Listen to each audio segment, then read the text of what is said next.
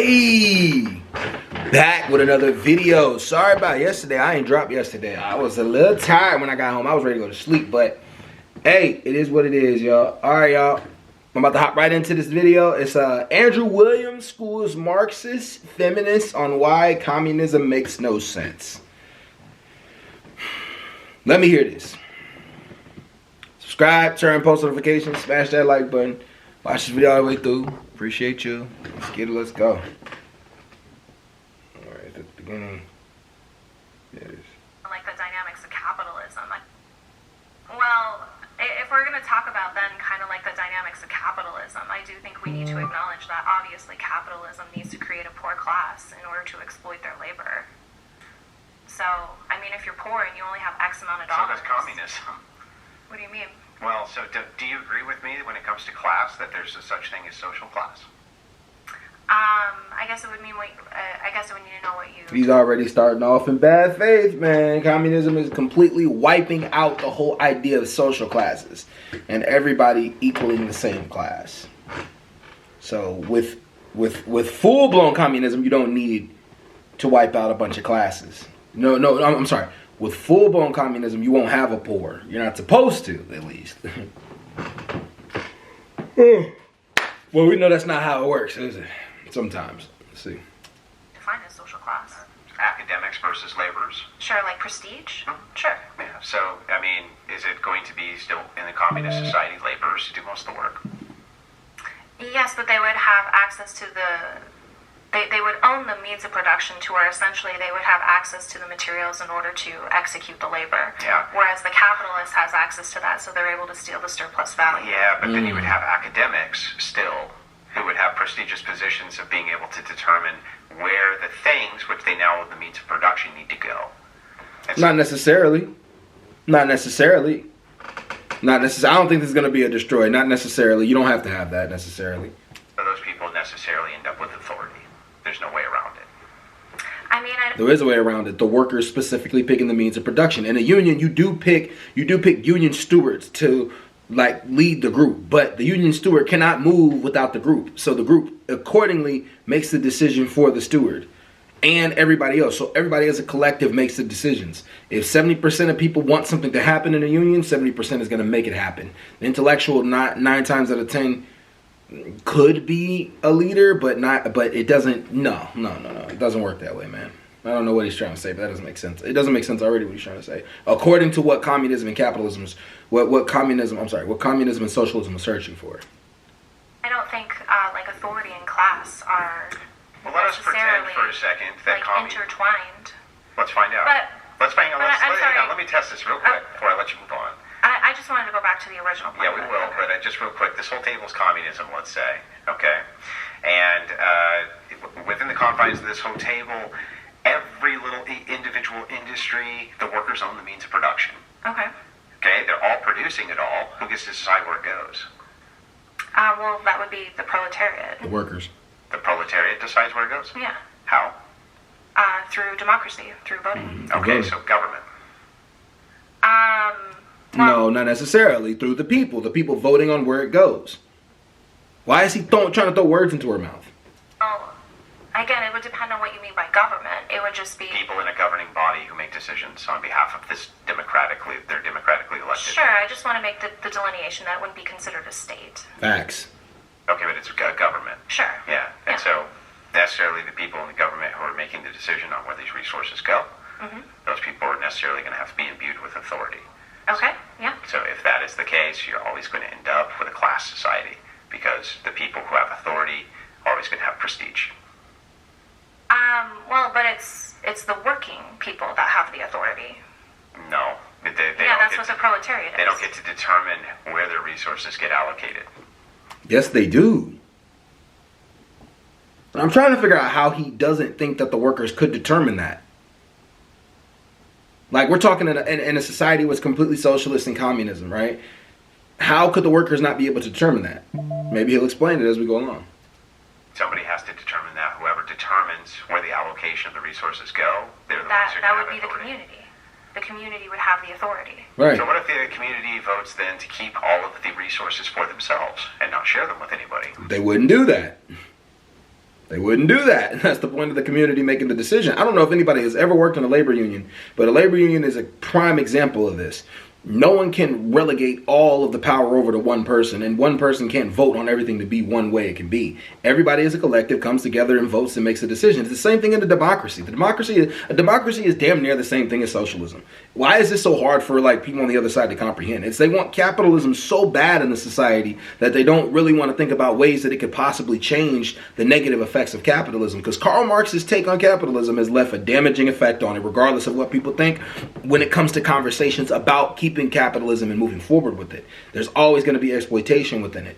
And I wonder if that's what he's trying to get to. There's always going to be exploitation. You could say that. Maybe the workers can exploit other workers. But I don't know. I'm trying to figure out where he's going. Okay. They don't have to share them? Correct. I mean, obviously then... That sounds an awful lot like capitalism. How would that be capitalism? Well, I mean, what's the difference right now between a company who has a bunch of employees and they all make a whole bunch of products and they sell all those products and they keep all the money for themselves?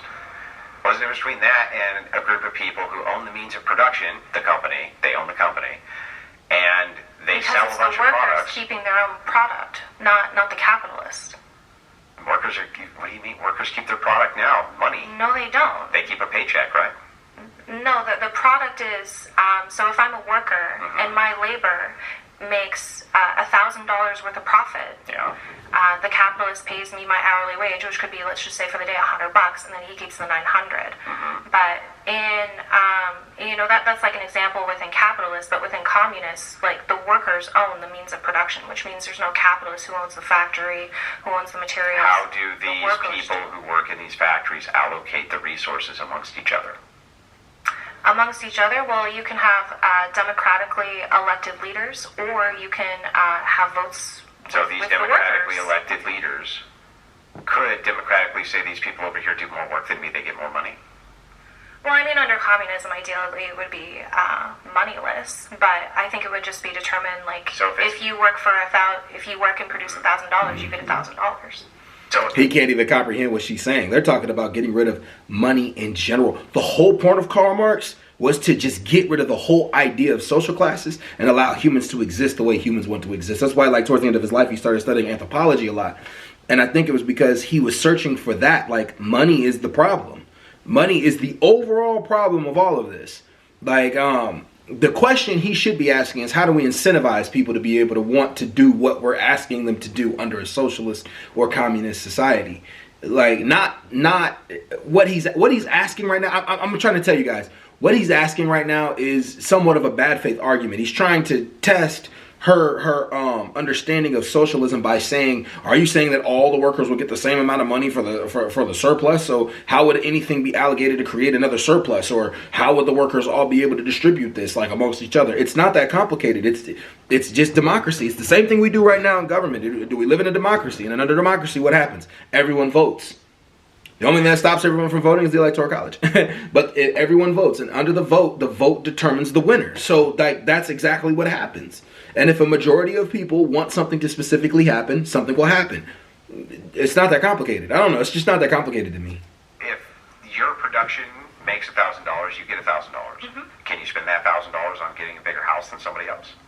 Well, again, if we're talking about, like, true communists, it's moneyless. So this kind of example isn't really relative.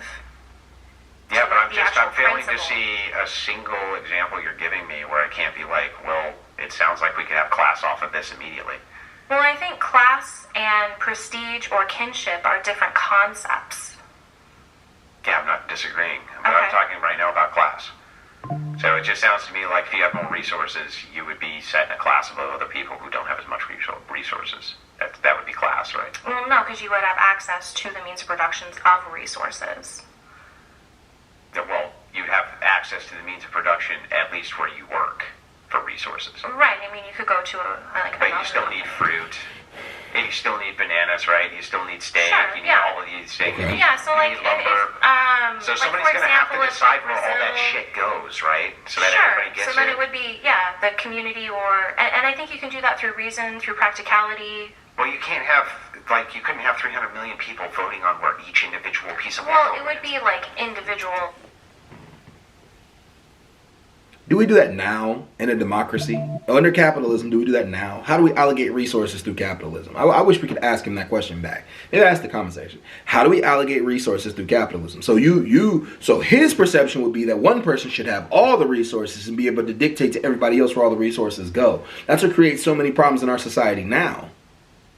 That's why nothing can get passed, nothing can get done, because one person damn near has all the resources, and those one person and that one person or those people that have all the resources allocate all the resources to everybody else. And that's why we have poverty. That's why we get nothing done. That's why things that could actually be beneficial to society never get passed to be able to be passed, because this elite class doesn't want this to happen. Is that what you're saying you want to keep living under?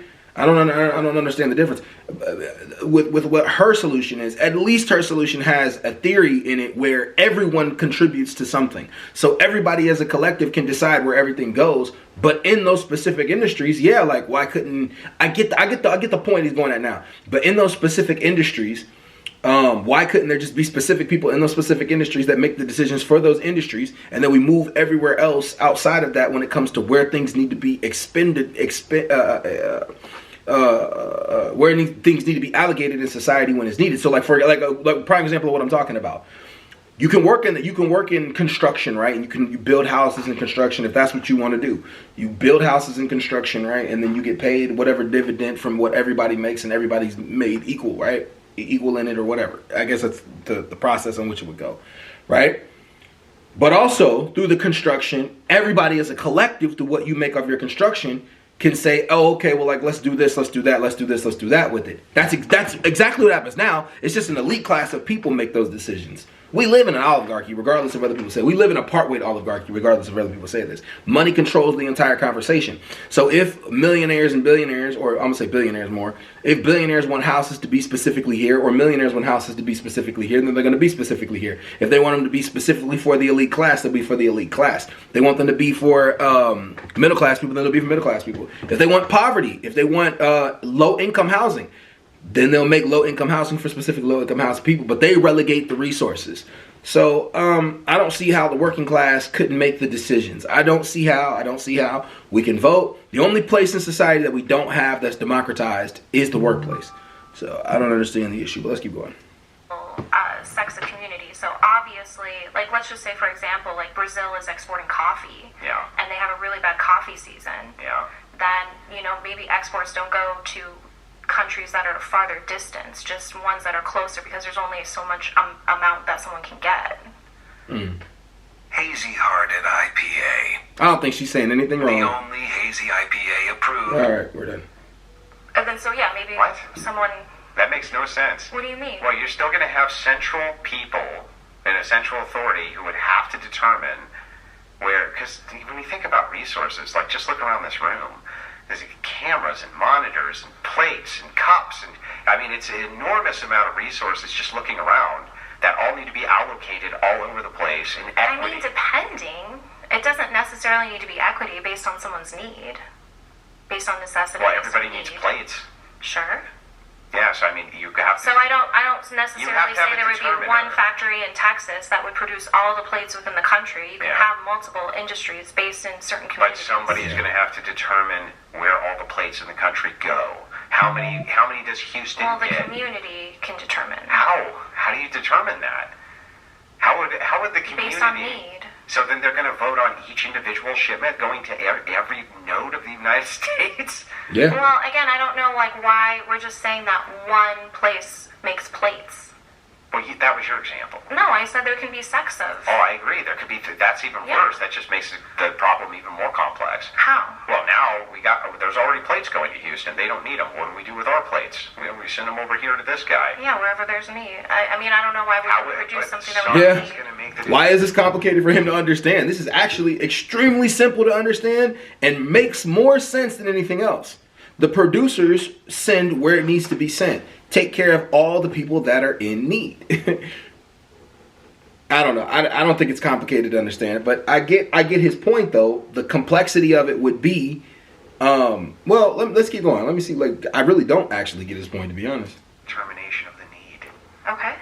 That's necessarily think So there's that going to be what are called middlemen. Middlemen who are going to make a determination on where Sure. resources Do I are think there are going allocated. to be people who do administrative duties? Sure. Yeah, Is those that what people we're are saying? always going to have a higher prestige than laborers.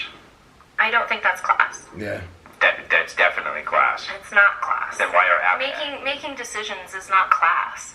If you have authority? Authority is not class. No? No. Oh, okay. So then, would you say that you have the same amount of class hierarchy as the president? No. Why?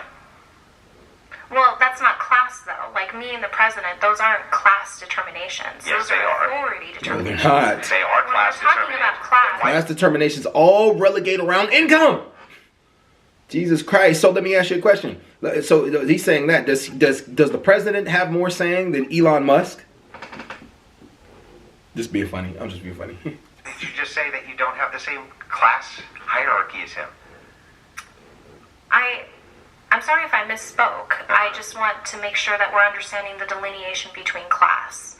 So, Okay. yes, I do think there is a ruling class, and then there is a working class. So in the hierarchy, where is the president to you? The working class. Damn near. I mean, I would say the president is essentially a part of the state, which is kind of an authoritative arm of the ruling class. So he's higher in the hierarchy than you? Yeah, he's an authoritative arm, sure. Yeah. So can you give me examples of people who have authority who aren't higher in the hierarchy than you? Of people who have authority? What do you mean? Union stewards. A person who is Union stewards. in a position of authority over, at least as far as a government body goes, who aren't in a higher hierarchy than you. They're not higher than you are. I mean, as I far guess as it would class depend on goes. what sect we're talking about. Any. Like any sect. If they have authority, necessarily they're going to be higher. What I'm saying Well, I'm is saying when it is that comes they have to authority authority, over it's you. not necessarily central to the idea of class. Like obviously the ruling class, like do you think that people who own property have like what you would call legal authority Yeah. over people who don't have property? No. So you would have legal authority on your property. Sure, but I would say that having property or having capital gives you a specific type of authority that's different than, say, a structural presidential authority. It still gives you authority. My whole point is authority. So if I have vast amounts of property that people live on, right, you would definitely put me higher in a class hierarchy than the people who lived on my property, likely. Mm-hmm. So and that's because I have authority. But what she believes in is stripping that all completely away.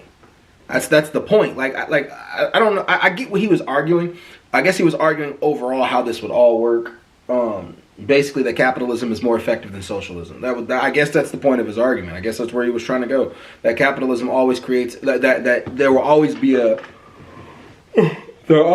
symbol of authority, which means there will always be a structure of class. I get that part. Anyways, y'all. Peace.